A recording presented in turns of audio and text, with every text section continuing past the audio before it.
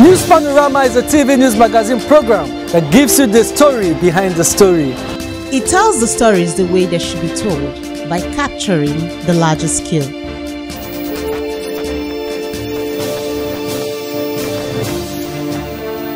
It deals with people's deep feelings on issues that, when brought to the fore, ultimately educates, informs, and entertains.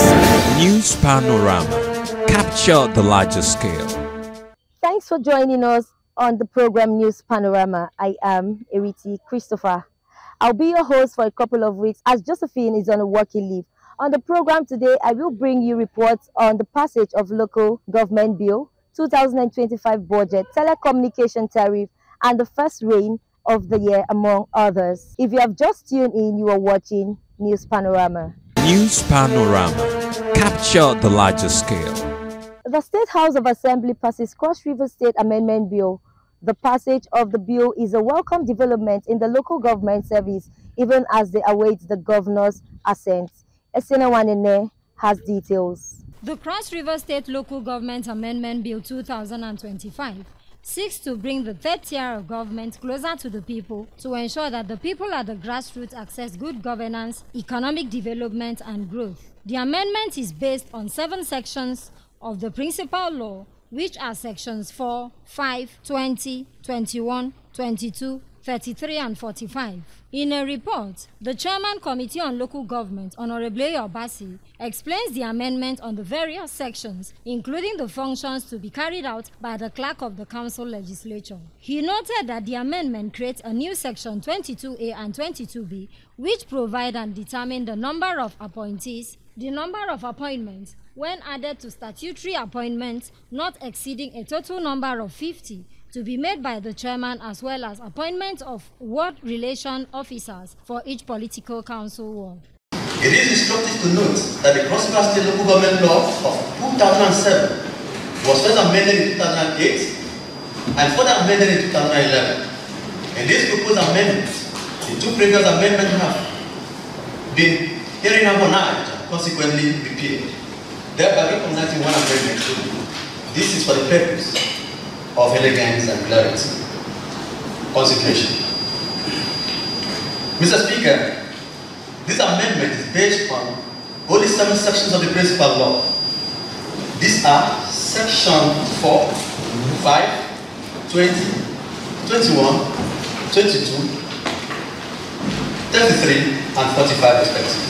The Speaker, Right Honorable Elbert Ayambem, commended the 10th Assembly for its proactiveness towards ensuring the passage of the bill, noting that the bill, when in place, will reduce rural-urban migration and serve as a morale booster for the workforce at the local government level. 2025 has been read the 3rd time. Reacting to the report, the Chairman Committee on Public Accounts, Honorable Brian Ode, and other lawmakers advocated equity and fairness in the appointment of heads of local government administration to cut across the 18 local government councils, intimating that the amendment will encourage democracy at the grassroots. We have actually taken a whole lot of work in this amendment. Thorough work has been done. So many things have been captured. And I want to say that I think this is one of the amendments we have done so far. Mr. Speaker, I rise to second motion moved by the leader that the Cross River State Local Government Law 2025 be read in the necessary. So I want to suggest that there should be a clause that may read, notwithstanding the provision of section 45A of this law, every local government shall have one of its citizen or its native appointed as head of local government administration. Sir, we have 3 tertiary institutions in the state. I will speak right now. We have the Cross River State University in Canada.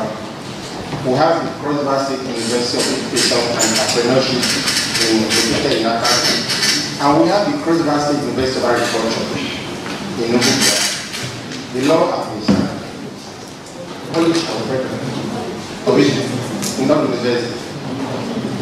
If from our collective wealth as a state, we we can make provision and prioritize education by considering 1% of our collective resources to fund the university in the private university. After deliberations at the Committee of the Whole as well as third reading, the bill was passed and the Speaker, Right Honorable Herbert Ayambem, directed the clerk to forward clean copies of the bill to the Governor for assent. With the passage of the Cross River State Local Government Amendment Bill, heads of local government administration will now enjoy same status, permanent secretaries in the state civil service, which is a reward for hard work. The amendment will enhance efficient and effective service delivery in the local government system. For CRBC News Panorama, Isiana Wanene reporting. The recent announcement of 50% increment in telecommunications tariff marks a significant change in Nigeria's telecommunications sector, with significant implications on consumers and the economy. Ifeanyi Peter tells us more. The reports.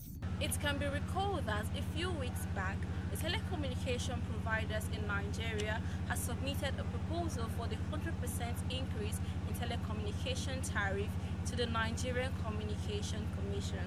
After careful deliberations, the Nigerian Communication Commissions had agreed to increase the telecommunication tariff by 50% as against the 100% proposed by telecommunication providers. It is a known fact that the tariffs before now stood at 4 naira for SMS, 11 naira for calls, and 257 naira for 1 gigabyte for data charges. But with the 50% increase, a call will go for 17 naira and 60 kobo, while SMS will go for 6 naira 4 kobo, and data charges will be at 460 naira for 1 gigabyte. This situation has raised a lot of concerns by the telecommunication users. Because I can come buy something 100 naira, come buy 150. I'm not getting again for that. So I can read the phone again, or I can read the money. Yeah, he said that we will increase the team. He said that maybe we will increase down now.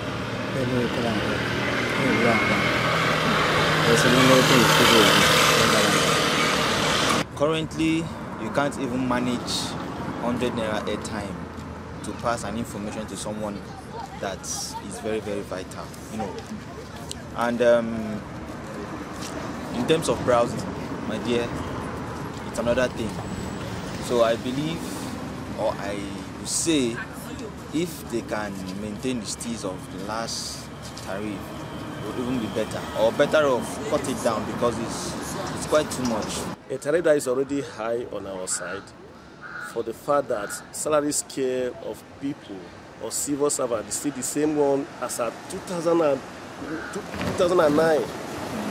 where there is a drastic increase in commodity, price of commodity, it's almost 200% increase. But today, somebody is still saying increasing the tariff of airtime or whatever data that we used to like feel at home to enjoy as the common Nigeria that we are. Well, if they are feeling that way, to me, it's wrong. It's not an idea to do that now when we are facing this situation. For a long while now, users have been faced with bad network reception and services, a situation the network provider says will improve with the increase in tariff. But this leaves much to be desired as consumers are still in doubt. You know, there will be promises, you know, increase in tariff to, you know, have a better network processing. But discovered at the end of it, it will be, you know, to be fake. Because I know that before all this network came into Nigeria, other countries, you know, they had a better system. And in Nigeria, they carry everything very high. And making, you know, you having a cell phone as if you must be a multi-millionaire, you know. And so having a situation talk about that they increase the tariff because they want to improve the system, I really doubt. The network situation right now, it's very, very bad because almost all the time you'll be seeing emergency call, you can't make use of your smartphone due to the network issues, and they increase the telecommunication tariff. To them, they want to make the network be efficient and be okay and be better. But that is not what we are seeing actually. So to me, I doubt if it will actually work until it happens. That's when I believe it. Howbeit, the argument is in terms as many people are viewing it against the backdrop of salary increase, high taxation, hike in food prices, social services and other provisions, stating that it makes the effort of the government to help the economic situation of citizens meaningless. You see, the reason why we cannot afford this network is because this issue of increase in tariff, in taxation, they've increased taxation has prompted every business firm to increase whatever services they are rendering to the people. Increasing communication tariff to 100%, you cannot afford them. Or 50%, you cannot afford them. Tinubu should just do the right thing to see to it that this tax have been reduced to the barest minimum, because at the end of the day, Nigerians are the ones who are going to pay for everything. Around burden to us, definitely everything is on the high side, so to be a very rich burden on the people. The last review of telecommunication tariff recorded was done 11 years ago in the year 2014. Well, it is the desire of Nigerians to have better network than is obtained now. It is also their wish that the network providers do not put to waste the several efforts made by the federal government to assuage the economic situations in the country. For CRBC News Panorama, Ifeoluwa Ekpeta reporting. The state legislature on December 24, 2024 passed the 2025 appropriation bill, which was assented to by Governor Bassey Otu on the same day. Our assembly correspondent, Esene Wanene, reports that the 2025 budget stands at 533 billion naira, increasing budget of sustainable growth. The report. According to the Oxford Dictionary, a budget is an estimate of income and expenditure for a set period of time. It is an annual or other regular estimate of national revenue and expenditure. Section 121, subsection 1 of the Nigerian Constitution provides that the governor shall cause to be prepared and laid before the state legislature before the commencement of each financial year the appropriation bill and estimates of the revenue and expenditure of the state for the next financial year. Hence, the presentation of the 2025 appropriation bill by Governor Bassey Otu on October 29, 2024. The 2025 budget, tagged Budget of Sustainable Growth, is benchmarked on sustainable development goals aimed at ensuring the continuity of projects and programs which were not completed in the previous cycle due to fluctuation of the exchange rate and devaluation of the naira. According to Honorable Omini, the 2025 budget will be funded through government share of federation accounts, independent revenue, aids and grants, as well as capital development fund receipts. This Excellency presentation is also in fulfillment of Section 18, Sub 1 of Cross River State Public Finance Management Law 2011, which provides that the governor shall not later than the last working day in the month of October of each year cause to be prepared and laid before the House of Assembly. Mr. Speaker, in considering the 2025 appropriation bill and budget estimate, the committee relied on Order 64, 66 of the House Rules, which made provision for procedure to be followed on money bills. Honorable Omini further highlights the recommendations of the committee as captured in the 2025 budget. Arising from observation made over certain policy issues and in support of a smooth and efficient administrative machinery, the committee recommends as follows: that the state government should ensure the rehabilitation of the Cross River Newspaper Corporation and installation of the printing press machine for optimal performance. That henceforth, cash-based revenue transactions and use of authorized accounts should be prohibited, and the internal revenue service and all revenue generating entities. The budget was read the third time and passed with the Speaker, Right Honorable Elbert Ayambem, directing the clerk to forward clean copies of the bill to the Governor for assent. The end of the year is usually very cumbersome for us, and one of the tasks that is quite Herculean and uphill-like is the budgeting process. And we have shown how proficient, how dutiful, how supportive we can be to the system. And to equally commend His Excellency, the Executive Governor of Cross River State, for his timeous intervention in all that we do here, and for always considering the lives of Cross Riverians. Shortly after its passage, the 2025 budget was assented to by the Governor, Senator Bassey Otu, witnessed by the Speaker and members of the State House of Assembly. For CRBC News Panorama, Esiena Wanene reporting. The Cultural Center renovation is among the many projects of the Senator Bassey Otu-led administration.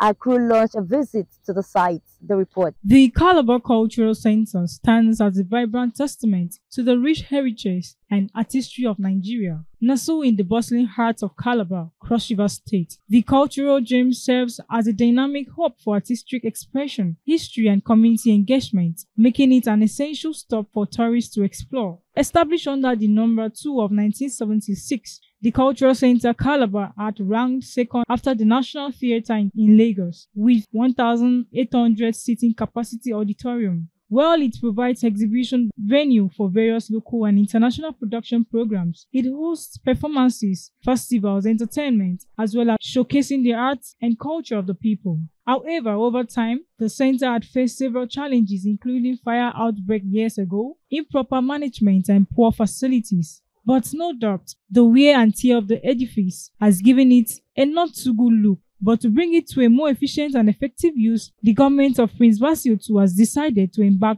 on a massive restructuring and renovation of the place. Expecting it to be better the way it was, or more better than the way it was.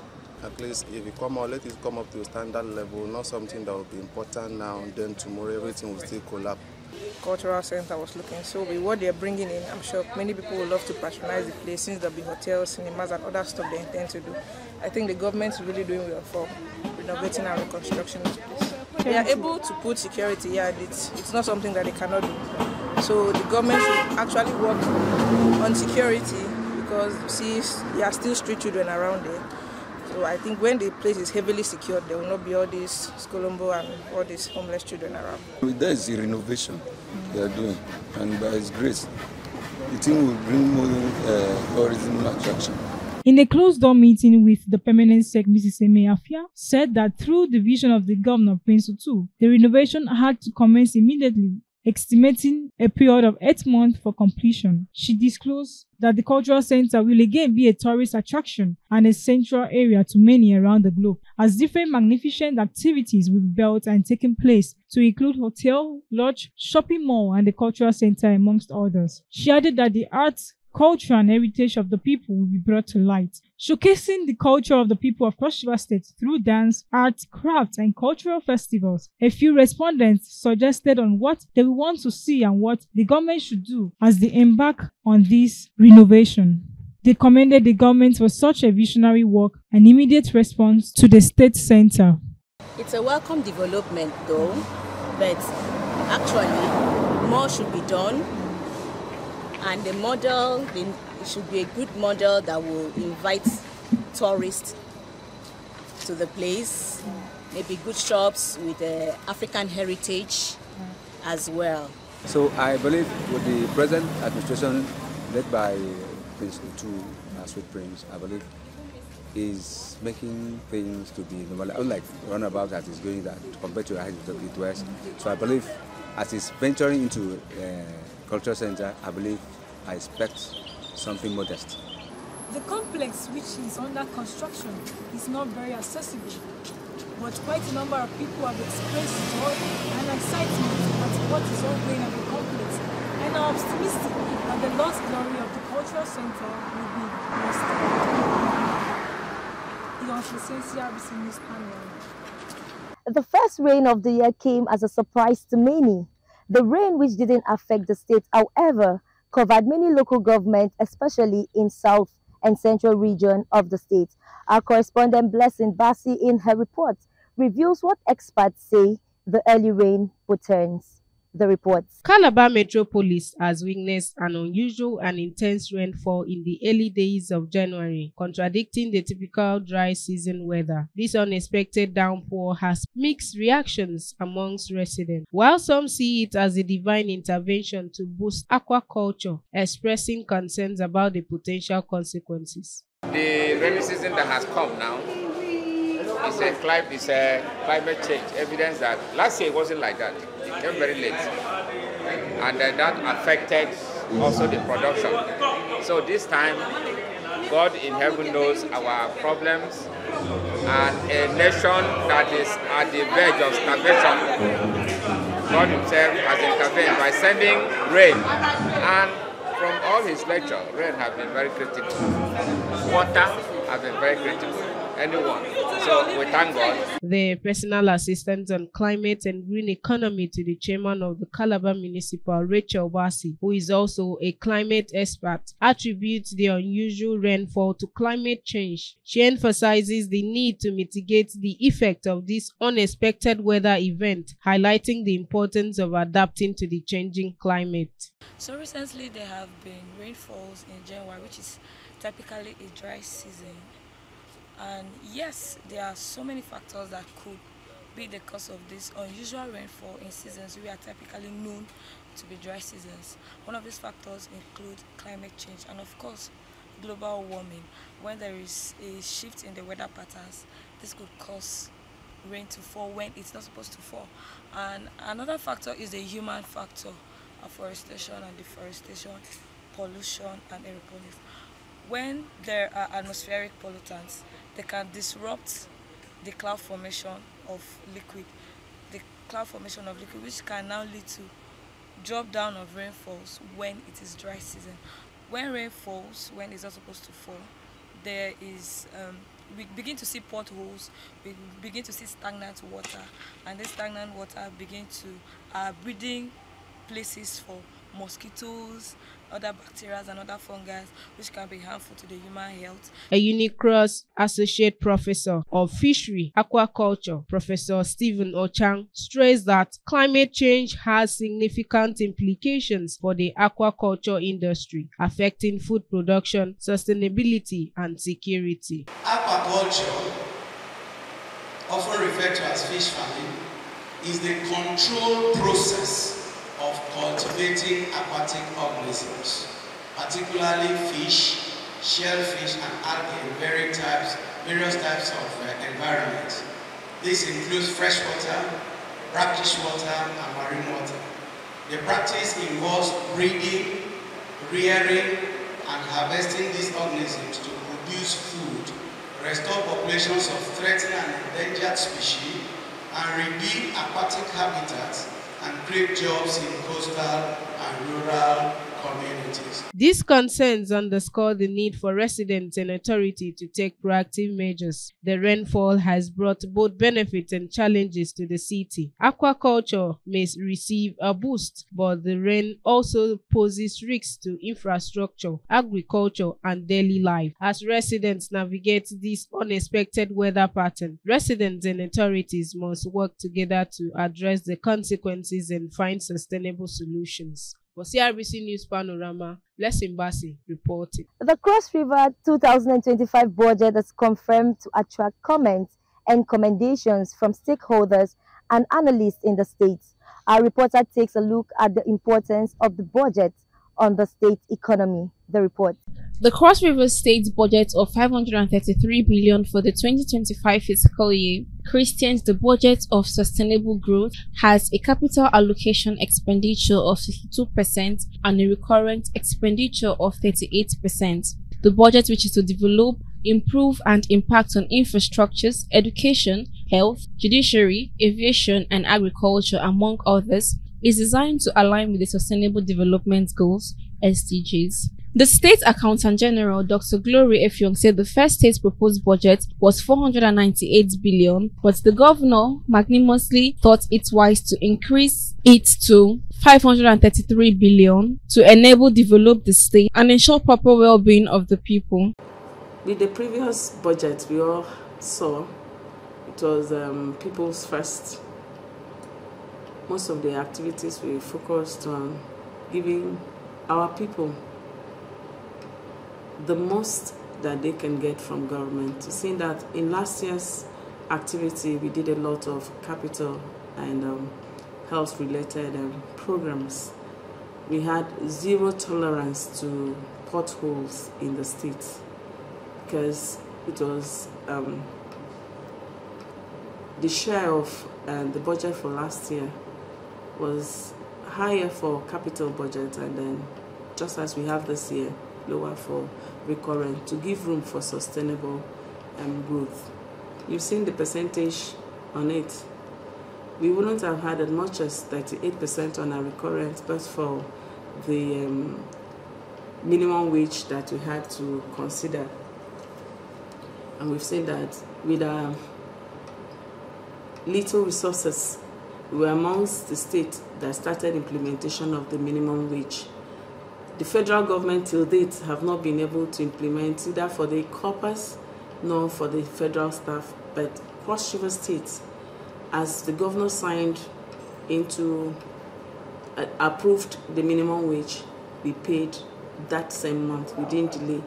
The Accountant General further stressed that the Sustainable Growth Budget will also help to develop the youth in skills acquisition, economic growth, and information development, among others. Governor Senator Prince Batil Dudutu is ensuring that we have a stable economy. We are developing an economy of ours. By the time the deep sea port becomes fully functional, it is going to make provision for 650,000 workforce. And we are pleading with Cross Riverians, please get yourself a skill. If you're not fully educated and you have a skill, there's room for you. Go and learn how to drive forklift, trucks, and the rest, because we'll need you. We'll need welders, we'll need plumbers, we'll need technical officers. And so we're encouraging people. The Commissioner for Information and Orientation, Mr. Erasmus Ekman, stressed on the importance of the state's budget, noting that the 2025 state's budget will help to develop the state in the year 2025 and beyond. If you look at it very well, you see that the budget eventually passed was about a total of 533 billion, and we actually emphasized in a lot of key sectors like that of the industries, innovation, infrastructures, education, and then good health, well-being. At the same time, agriculture looked at getting it down to zero hunger, and then peace, justice, and strong institution, where knowing that His Excellency has started very well, infrastructural-wise, a lot of infrastructures have been rebuilt. We have a lot of innovations, government house, the library, roads, new roads have been constructed, a lot are under constructions and all that. So we took over from the 2024 budget, where we are actually, going to sustain those very mighty projects we have started in 2024 this time around. That's why the budget itself was that sustainable growth. For CRBC News Panorama, Ifeoluwa Ikpe-Ita reporting. And that is all we have on our lineup this week. Do keep a date with us same time next week. I am Eriti Christopher.